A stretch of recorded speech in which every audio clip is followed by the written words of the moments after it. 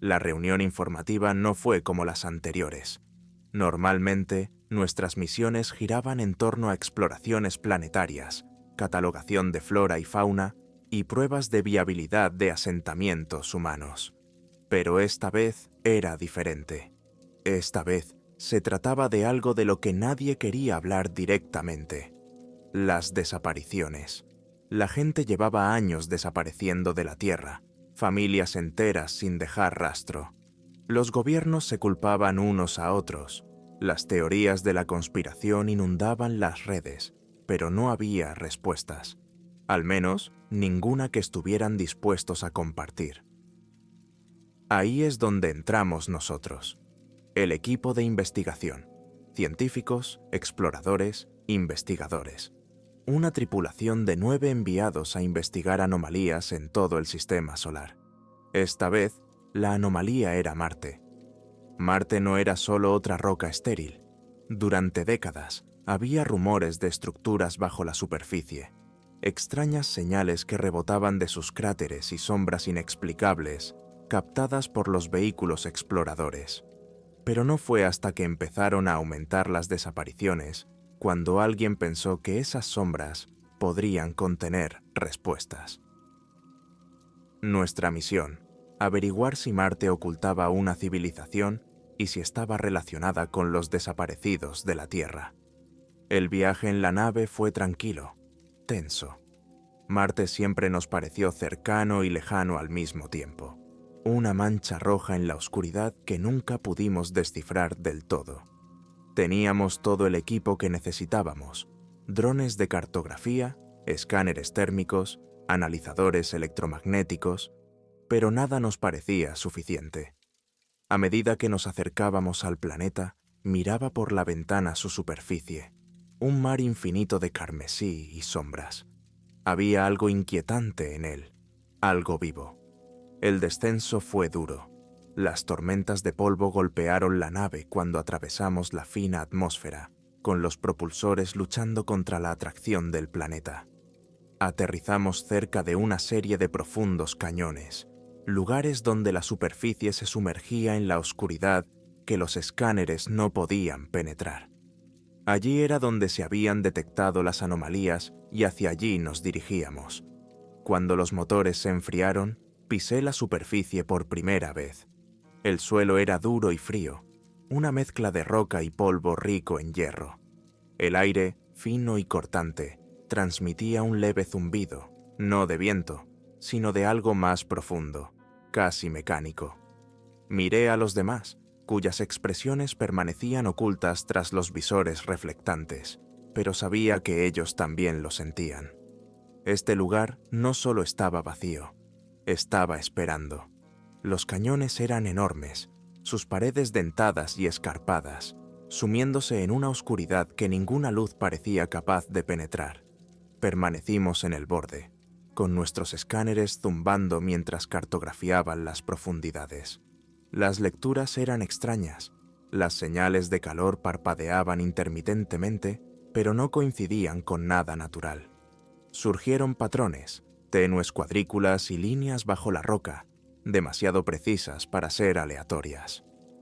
«Estructuras subterráneas», murmuró nuestra geóloga jefe, con la voz entrecortada por los comunicadores.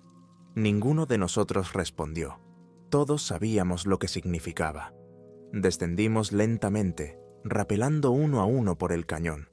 El aire se volvía más frío cuanto más nos adentrábamos, y el zumbido que había sido tenue en la superficie se hizo más fuerte, vibrando a través de la roca. No era solo un sonido, era un pulso, rítmico y constante, como los latidos de un corazón. Tenía las palmas de las manos resbaladizas dentro de los guantes, y el aliento empañaba el interior del casco. Todos mis instintos me decían que parara, que diera media vuelta, pero seguimos adelante. En la base del cañón, el suelo era más liso de lo que esperaba, casi pulido. Las paredes que nos rodeaban brillaban débilmente, con restos de minerales que captaban la luz. Pero no fueron las paredes lo que me llamó la atención, sino la abertura. Una enorme puerta arqueada tallada en la roca, de bordes nítidos y limpios. como si la hubieran hecho ayer. Extraños símbolos se alineaban en el marco, grabados profundamente en la piedra. No parecían humanos. Nuestro líder hizo una señal a los drones. Soltamos dos y sus pequeños motores zumbaron mientras flotaban en la oscuridad más allá del arco. Sus luces iluminaron un túnel que se extendía hacia adelante, con paredes demasiado lisas para ser naturales. A medida que los drones se adentraban, el zumbido se hacía más fuerte, casi ensordecedor. Entonces la señal se cortó. Nos quedamos helados, mirando el vacío negro por donde habían desaparecido los drones. Miré a los demás, con los rostros ocultos tras los cascos, pero podía sentir la inquietud que irradiaban. Esto no era para lo que nos habíamos alistado, pero volver atrás no era una opción. Habíamos llegado demasiado lejos. Entramos en el túnel en silencio. Nuestras pisadas resonaban en la piedra. Las paredes parecían cerrarse a medida que nos adentrábamos, y los símbolos grabados en ellas brillaban débilmente, palpitando al compás del zumbido. El aire se hizo más pesado, con un sabor metálico que me irritó la garganta. Después de lo que parecieron horas, el túnel se abrió en una enorme cámara. Me detuve en seco, con la respiración entrecortada. La sala era enorme, el techo se perdía en las sombras, y las paredes estaban cubiertas de extrañas máquinas, altas, elegantes y llenas de energía. Los cables serpenteaban por el suelo y desaparecían en las paredes como venas que alimentan un organismo vivo. En el centro de la sala había una plataforma, y sobre ella, personas, o al menos lo que había sido gente. Sus cuerpos estaban suspendidos en una especie de carcasa translúcida, sus rostros pálidos y apagados, los ojos cerrados. Tubos y cables los conectaban a las máquinas, que latían débilmente como si los alimentaran, o les quitaran algo. Se me revolvió el estómago al acercarme, con las botas pegajosas en el suelo. No eran víctimas al azar.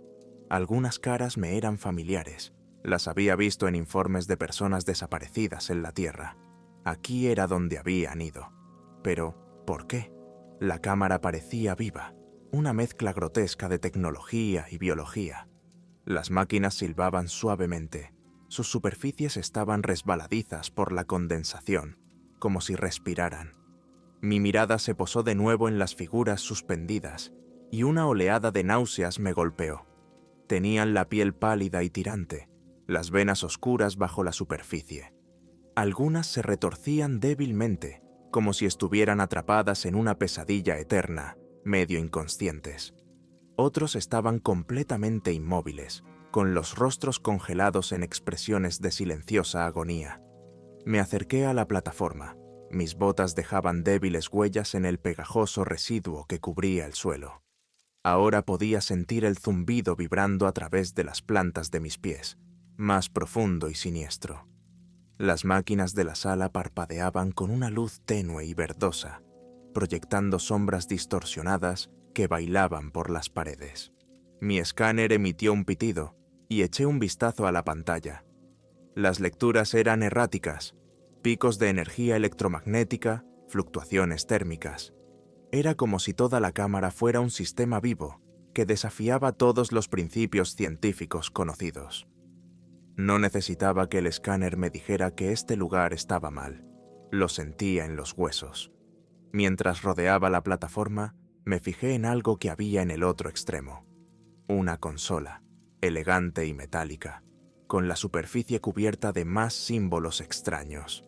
Brillaba débilmente, palpitando al ritmo de las máquinas. Dudé y posé la mano sobre la consola. No era tecnología humana, y tocarla era como cruzar una línea que no podía traspasar. Pero estábamos aquí en busca de respuestas, y esta era la única forma de obtenerlas. En cuanto mis dedos rozaron la superficie, el zumbido se hizo más fuerte, casi ensordecedor. Los símbolos de la consola cambiaron, reorganizándose en patrones que no podía entender. Entonces, la habitación cambió. Las luces cobraron vida e iluminaron la cámara con un brillo blanco y descarnado. Las máquinas gimieron, Sus movimientos se volvieron más erráticos y las figuras suspendidas se agitaron violentamente. Un sonido grave y gutural llenó el aire, como el rechinar del metal contra la piedra. No era solo un sonido, era una voz. Y entonces los vi.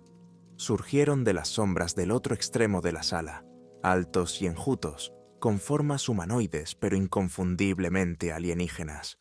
Su piel era pálida y suave, casi translúcida, y sus ojos, grandes, negros y carentes de emoción, se clavaron en nosotros con una intensidad escalofriante.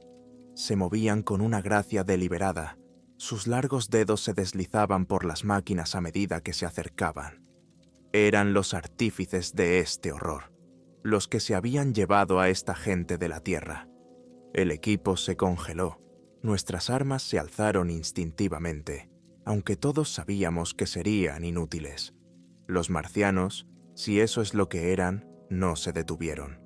Se acercaron, inclinando ligeramente la cabeza como si nos estudiaran, diseccionándonos con la mirada. Entonces volvió la voz, no de ellos, sino de todas partes a la vez. No fue exactamente con palabras, sino con impresiones, imágenes, emociones, pensamientos que se agolpaban en mi mente. No nos hablaban como iguales, nos hablaban como creadores que se dirigen a un experimento fallido. El mensaje era claro. Nosotros somos los arquitectos, somos los guardianes. Los humanos son herramientas, su esencia necesaria para la supervivencia. Sentí un escalofrío recorrerme. Estos seres no solo estaban experimentando con humanos, sino que los estaban cosechando, utilizando sus cuerpos y mentes para alimentar sus máquinas, su civilización. Por eso los desaparecidos habían desaparecido. Por eso nunca se encontró rastro alguno. Estaban aquí, atrapados en un sistema que escapaba a nuestra comprensión. Uno de los seres levantó una mano y el zumbido cambió. Las máquinas respondieron al instante. Las figuras suspendidas se agitaron violentamente. Sus cuerpos se contorsionaron y los tubos se aceleraron. La luz de la sala se hizo más intensa, casi cegadora, y sentí un dolor agudo en la cabeza, como si algo se metiera en mis pensamientos. El dolor de cabeza se hizo insoportable, una sensación aguda y punzante que me nublaba la vista y me producía náuseas. Retrocedí dando tumbos, agarrándome el casco mientras las imágenes inundaban mi mente, fragmentos de recuerdos, voces y símbolos desconocidos que parpadeaban más rápido de lo que podía procesar. Ya no eran solo mis pensamientos, había algo más allí, escudriñando mi mente como si hojeara las páginas de un libro. Los marcianos, o lo que fuesen, habían dejado de moverse y sus ojos fijos en mí no parpadeaban. Podía sentir su presencia presionándome, sofocante e ineludible. Estaban dentro de mi cabeza, tirando de los hilos del conocimiento, desentrañando todo lo que yo era. Y entonces, tan repentinamente como empezó, se detuvo. Caí de rodillas, jadeando, con la vista nublada. La cámara daba vueltas, las luces parpadeaban erráticamente y oía gritos lejanos, los de mi equipo. Sonaban lejanos, como ecos en un túnel. Intenté concentrarme, poner los pies en la tierra, pero las imágenes que los marcianos me habían metido a la fuerza en la mente persistían, grabadas a fuego en mi memoria como cicatrices. Vi la tierra desde arriba, su superficie azul y verde brillando contra el vacío. Luego la vi desde abajo, el suelo retorciéndose y oscureciéndose mientras formas sombrías surgían de las profundidades, abriéndose camino hacia la superficie. Los marcianos no solo secuestraban humanos, buscaban algo, escarbaban en busca de respuestas a una pregunta que yo no podía entender, y estaban dispuestos a destrozarnos para encontrarla. Cuando conseguí ponerme en pie, vi que los seres se habían apartado de mí, fijando ahora su atención en el resto del equipo. Uno de ellos levantó la mano y las máquinas que nos rodeaban cobraron vida.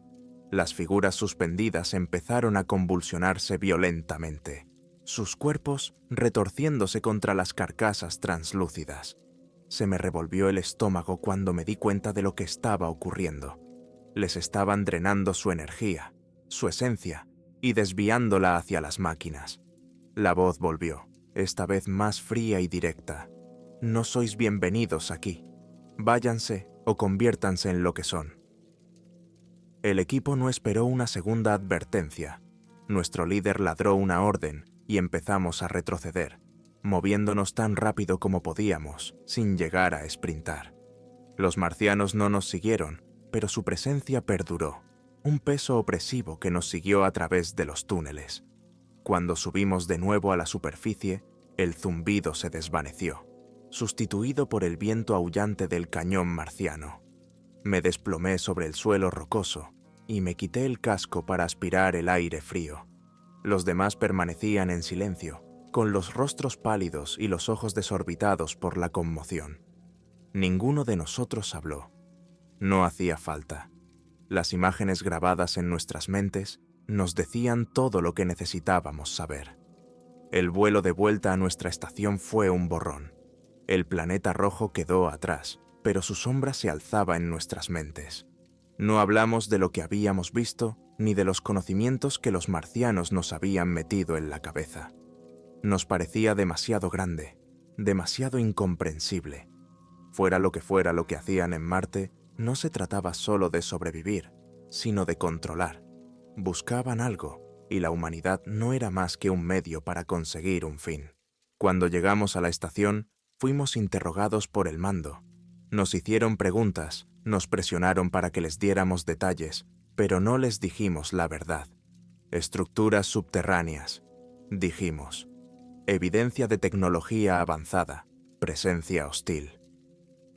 Omitimos los experimentos, la gente robada, las visiones de pesadilla. Sabíamos lo que pasaría si contábamos toda la verdad. Enviarían más equipos, agravarían la situación, provocarían a una fuerza que no podíamos comprender.